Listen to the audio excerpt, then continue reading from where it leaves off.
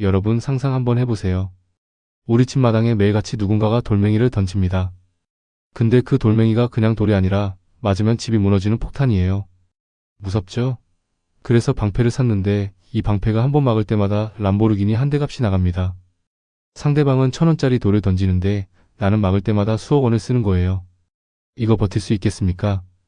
지금 중동에 내로라 하는 부자 나라들, UAE 아랍에미리트, 사우디아라비아 그리고 이라크가 딱 이 상황입니다. 그런데 최근 이 형님들이 지갑을 열어서 무려 10조 원이 넘는 돈을 한국에 쏟아붓기 시작했습니다. 바로 대한민국이 만든 명품 방패, 천궁 IIM-SAMII를 사기 위해서죠. 기름 부자들의 비명 하늘에서 돈이 쏟아진다고요? 자, 중동하면 뭐가 떠오르세요? 끝없는 사막 번쩍이는 슈퍼카 그리고 오일머니죠? 그런데 이 동네 하늘이 요즘 장난이 아닙니다. 예멘의 후티 반군 같은 무장단체들이 드론이랑 미사일을 밥 먹듯이 쏘아 올리거든요. 문제는 이들이 쏘는 건 가성비 깡패들이라는 겁니다. 몇백만 원짜리 드론, 몇천만 원짜리 구식 로켓을 수십 발씩 섞어서 쏴버려요. 이걸 막으려고 사우디나 UAE가 그동안 썼던 게 바로 미국의 패트리엇 미사일입니다. 그런데 여기서 비극이 시작됩니다. 패트리엇 미사일 한 발 가격이 얼마인 줄 아세요? 최신형인 PAC-3 MSE 기준으로 한 발에 약 50억 원에서 80억 원 사이입니다. 자, 계산기 두드려 볼까요? 적군 5천만 원짜리 미사일 발사, 아군 불안하니까 패트리엇 2발 발사, 100억 원 공중분해. 적은 껌값 쓰고 우리는 빌딩 한 채 값을 하늘에 뿌리는 꼴입니다. 아무리 기름이 콸콸 나오는 부자 나라라도 이건 밑빠진 독에 물 붓기죠. 실제로 사우디는 패트리엇 미사일 재고가 바닥나서 미국에 제발 좀 빨리 더 팔아달라고 애걸복걸할 정도였습니다. 구원투수의 등장 왜 하필 한국이었을까? 이때 중동 형님들 눈에 들어온 게 바로 한국의 천궁 II입니다. 사실 무기 시장은 굉장히 보수적입니다. 한번 써본 놈이 제일 잘 안다는 논리가 지배하죠. 원래 이 시장의 절대 강자는 미국이었고 아니면 러시아나 유럽제였습니다. 그런데 왜 갑자기 한국일까요? 여기에 아주 기막힌 국제정치적 밀당이 숨어 있습니다. 첫째, 미국의 콧대 때문입니다. 미국은 무기를 팔 때 조건을 엄청 까다롭게 겁니다. 이거 사가서 민간인 공격하는 데 쓰지 마, 우리 허락 없이 개조하지 마 등등 간섭이 심하죠. 심지어 미국 의회에서 사우디 인권 문제 있으니까 미사일 팔지 마 라고 브레이크를 걸기도 합니다. 사우디 입장에서는 내 돈 내고 사겠다는데 왜 이렇게 간섭이야? 라는 불만이 쌓일 수밖에 없죠. 둘째, 러시아와 중국의 신뢰도 문제입니다. 러시아제? 지금 우크라이나 전쟁하느라 자기들 쓸 물량도 부족합니다. 중국제? 싸긴 한데 결정적인 순간에 안 터지면 내 집이 날아갑니다. 생존이 걸린 문제에서 메이드 인 차이나를 100% 믿기엔 좀 떨떠름하단 말이죠. 바로 이 틈새를 한국이 파고든 겁니다. 한국은요, 1. 미국제와 호환이 잘 되면서 기술적 신뢰. 2. 가격은 패트리엇보다 착하고 경제성. 3. 무엇보다 배송이 진짜 빠릅니다. K- 빨리빨리. 거기다 한국은 기술 좀 가르쳐줄까? 아예 너희 나라에서 공장 차려줄까? 라며 파격적인 서비스까지 제안합니다. 중동 형님들 입장에선 아니 이런 혜자스러운 파트너가 어디 있어? 라며 눈이 돌아갈 수밖에 없는 상황인 거죠. 천궁 II 얼마나 대단하길래? 그럼 이 천궁 II라는 녀석 성능은 어떨까요? 여러분도 이해하기 쉽게 딱 정리해드릴게요. 이 미사일은 히트2 킬은-2-킬 방식입니다. 이게 뭐냐? 날아오는 적 미사일을 근처에서 터뜨려 파편으로 맞히는 게 아니라 직접 가서 몸으로 들이받아 박살을 내버리는 기술입니다. 시속 수천 km로 날아오는 미사일을 똑같이 시속 수천 km로 날아가서 정면으로 충돌시킨다. 이건 달리는 KTX 안에서 창밖으로 바늘을 던져 반대편에서 오는 KTX 안에 바늘 구멍에 집어넣는 것만큼이나 어려운 기술입니다. 그런데 이걸 우리 한국 기술진이 해낸 겁니다. 현재까지의 성적표를 볼까요? UAE 약 4.6조 원 계약 완료. 사우디아라비아 약 4.2조 원 계약 완료. 이라크 약 3.7조 원 계약 완료 예정. 도합 12조 원이 넘는 잭팟이 터진 겁니다. 대한민국 방산 역사상 이런 기록은 없었습니다. 이제 중동의 밤하늘은 메이드 인 코리아 방패가 지키게 된 셈이죠. 그런데 여러분 여기서 한 가지 의문이 생기지 않나요? 그냥 미사일만 잘 만들면 팔리는 거 아냐? 라고 생각할 수 있지만 사실 이건 시작에 불과합니다. 한국이 중동에 판 건 단순히 미사일 덩어리가 아닙니다. 그 안에는 미국도 깜짝 놀랄 만큼 치밀한 대한민국만의 생존 전략이 숨어 있거든요. 그리고 이 전략은 조만간 북한의 도발까지 완벽하게 무력화시킬 거대한 그림의 일부입니다. 과연 한국은 어떤 비밀카드를 더 숨기고 있는 걸까요? 그리고 왜 미국은 한국의 이런 광폭 행보를 지켜만 보고 있는 걸까요? 자, 1신에서 우리가 왜 중동 부자들의 마음을 훔쳤는지 알아봤죠? 그런데 여기서 진짜 중요한 질문이 하나 남습니다. 아니, 미사일 방패 그거 하나만 잘 만들면 되는 거 아니야? 왜 종류별로 사고 난리야? 축구도 골키퍼만 있으면 지나요? 또 겹겹이 막아야 산다. 여러분, 축구 경기 한번 생각해 보세요. 상대팀 공격수가 우리 골대로 돌진합니다. 그런데 우리 팀의 골키퍼 딱 한 명만 있고 수비수가 아무도 없다. 이거 완전 불안해서 살겠습니까? 그래서 감독은 수비수를 세우죠. 최전방에서 압박하는 공격수, 중간에서 끊어주는 미드필더, 그리고 골대 앞에서 육탄 방어하는 수비수까지. 미사일 방어도 똑같습니다. 적 미사일이 하늘 높은 곳에서 떨어질 때 단계별로 막아야 성공 확률이 올라가거든요. 한국이 중동에 수출하고 또 우리 땅을 지키기 위해 만든 시스템이 바로 KAMD 한국형 미사일 방어 체계입니다. 이건 마치 하늘에 거대한 그물을 3겹 4겹 쳐놓은 것과 같아요. 1단계 최상층 우주 근처에서 내려올 때 사드 THAAD가 어딜 감히 하고 1차 저지.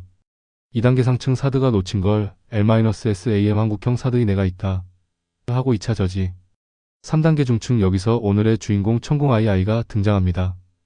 약 2040km 고도에서 날아오는 녀석들을 낚아채죠. 4단계 하층 마지막으로 패트리엇이 골대 바로 앞에서 최후의 방어를 합니다.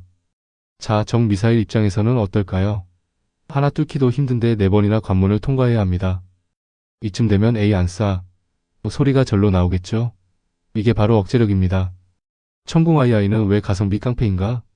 형, 근데 패트리엇이 이미 있는데 왜 천궁 II를 또 사요? 좋은 질문입니다. 아까 말했죠? 패트리엇은 너무 비싸요. 한 발에 50억 원. 이건 마치 도둑이 들었는데 에르메스 가방을 던져서 잡는 격이라니까요. 하지만 천궁 II는 다릅니다. 우리 기술로 직접 만들었기 때문에 가격 경쟁력이 어마어마합니다. 성능은 미국의 최신형 패트리엇에 뒤지지 않으면서 유지 보수 비용은 훨씬 저렴하죠. 특히 중동 국가들은 땅이 넓잖아요. 이 넓은 땅을 비싼 패트리엇으로 다 도배하려면 나라 망합니다. 그래서 중요한 곳은 패트리엇, 넓은 지역은 가성비 좋은 천궁 II. 이렇게 섞어서 쓰는 게 가장 똑똑한 전략인 겁니다. 게다가 천궁 II는 콜드 론치라는 간지 나는 기술을 씁니다. 미사일이 발사대 안에서 바로 불을 뿜는 게 아니라 가스 압력으로 풍하고 튀어오른 다음에 공중에서 엔진을 점화하는 방식이에요. 이렇게 하면 발사대도 덜 상하고 미사일을 어느 방향으로든 자유롭게 날릴 수 있습니다. 진짜 K- 기술력 장난 아니죠? 미국에 보이지 않는 손 왜 한국을 밀어줄까? 여기서 조금 더 깊게 들어가 볼까요? 사실 한국이 무기를 이렇게 잘 파는 뒤에는 미국의 무긴, 아니 전략적 배려가 숨어 있습니다. 미국 입장에서 중동은 참 골치 아픈 동네입니다. 직접 지켜주자니 돈과 병력이 너무 많이 들고 그렇다고 손을 떼자니 이란이나 러시아가 판을 칠 것 같거든요. 이때 한국이 등장한 겁니다. 미국과 친하면서 기술력도 확실하고 정치적으로는 깔끔한 파트너. 미국 입장에서는 어차피 내 무기 다 팔기 힘든데 우리 편인 한국이 대신 팔아서 동맹국들 방패 채워주면 나쁠 거 없지 라고 생각하는 겁니다. 이걸 전문 용어로 대리 방어망 구축이라고 합니다. 한국은 돈 벌어서 좋고 미국은 자기 손 안 더럽히고 중동 질서를 유지해서 좋고 그야말로 윈인 인 마이너스 윈인 셈이죠. 자, 여기까지 오느라 고생 많았습니다. 이제 마지막 이야기예요. 지금까지는 우리나라 무기 진짜 잘 팔린다. 국뽕 차오른다. 같은 기분 좋은 이야기를 했죠. 하지만 형은 여러분에게 달콤한 사탕만 주지 않습니다. 진짜 세상을 보려면 불편한 진실도 마주할 줄 알아야 하거든요. 지금 우리 방산산업 겉으로는 화려한 잔치를 벌이고 있지만 집안을 들여다보면 아슬아슬한 전쟁이 벌어지고 있습니다. 사촌이 땅을 사면 배가 아프다. K방산의 뼈아픈 내분. 여러분, 원팀원 팀이라는 말 들어봤죠? 해외에서 거대 기업들과 싸우려면 우리끼리 똘똘 뭉쳐도 모자랄 판입니다. 그런데 지금 국내 방산 업체들의 상황은 어떨까요? 최근 몇몇 대형 프로젝트를 두고 우리나라 대표 기업들끼리 법정 소송을 벌이고 서로를 비방하는 일이 심심치 않게 벌어지고 있습니다. 업체 A 우리가 기술 더 좋아. 쟤네는 반칙 썼어. 업체 B 무슨 소리야? 우리가 먼저 시작했거든. 법대로 해. 중동 부자 형님들이 10조 원짜리 수표를 들고 기다리고 있는데 정작 물건 팔 사람들은 대문 앞에서 멱살잡이를 하고 있는 꼴입니다. 미국이나 유럽의 방산 건물들은 이럴 때 정부가 중간에서 조율해서 원팀으로 나가거든요. 우리도 이 집안 싸움을 멈추지 않으면 정성껏 차려놓은 밥상을 남해국 경쟁사에게 통째로 뺏길 수도 있습니다. 기술을 퍼주면 남는 게 있나요? 또 하나 고민해볼 점이 있습니다. 중동 국가들이 천궁 II를 살 때 그냥 미사일만 가져가는 게 아니라고 했죠. 기술도 가르쳐줘, 우리 땅에 공장도 지어줘 같은 조건을 겁니다. 이걸 현지화 전략이라고 하는데 당장 팔 때는 좋지만 장기적으로 보면 위험할 수도 있어요. 나중에 그들이 우리 기술을 다 배운 뒤에 이제 한국 거 안 사. 우리가 직접 만들어서 팔 거야. 라고 나오면 어떡하죠? 호랑이 새끼를 키우는 꼴이 될 수도 있다는 겁니다. 그래서 우리는 끊임없이 초격차 기술을 개발해야 합니다. 그들이 우리 기술을 따라잡을 때쯤 우리는 이미 저 멀리 앞서가 있어야 한다는 거죠. 이게 바로 지식의 속도전입니다. 미사일 수출이 나의 생존과 무슨 상관인가요? 형, 근데 미사일 많이 파는 게 나랑 무슨 상관이에요? 여러분, 이게 진짜 핵심입니다. 방사는 단순한 제조업이 아닙니다. 첨단 IT, AI 소재 공학의 집합체예요. 미사일 하나를 팔면 그 안에 들어가는 수만 개의 부품을 만드는 일자리가 생깁니다. 여러분이 어른이 되었을 때 일할 수 있는 고부가 가치 직장이 바로 여기서 나오는 거예요. 또한 우리 무기가 전 세계에 깔린다는 건 해외 공급망을 확보한다는 뜻입니다. 만약 우리나라에 전쟁이 난다면 우리 무기를 수입해갔던 나라들이 우리에게 부품과 정비를 지원해 줄 수 있는 거대한 네트워크가 형성되는 겁니다. 이건 돈으로도 살 수 없는 국가 생존 티켓이죠. 당신의 생존권을 결제하시겠습니까? 여러분, 오늘 천궁아이아 이야기를 통해 우리가 배운 게 뭘까요? 세상은 단순히 착한 놈, 나쁜 놈으로 나뉘지 않습니다. 철저한 실리와 힘의 논리로 움직이죠. 지금 이 영상을 끝까지 본 여러분은 이미 상위 1%의 통찰력을 얻었습니다. 하지만 지식은 얻는 것보다 선점하는 것이 중요합니다. 이 채널을 구독하지 않는다는 것은 폭풍우가 오는데 혼자만 기상특보를 끄고 잠드는 것과 같습니다. 세상은 빛의 속도로 변하고 있습니다. 중동의 모래바람이 한국의 방위산업을 흔들고 그 파동이 여러분의 미래 직업과 경제적 자유까지 연결되는 시대입니다. 인포큐브의 구독 버튼은 단순한 팬심의 표현이 아닙니다. 격변하는 시대, 도태되는 99%에서 탈출의 정보를 선점하는 지능의 증명이자 생존권 결제입니다. 오늘 여러분이 흡수한 이 정보는 머지않아 누군가에게는 단순한 뉴스가 되겠지만 구독자 여러분에게는 거대한 수익의 기회와 생존의 방패로 다가갈 것입니다. 준비된 자만이 그 열매를 가져갑니다. 오늘 영상이 흥미로우셨다면 구독과 좋아요 부탁드립니다. 지금까지 인포큐브였습니다. 감사합니다.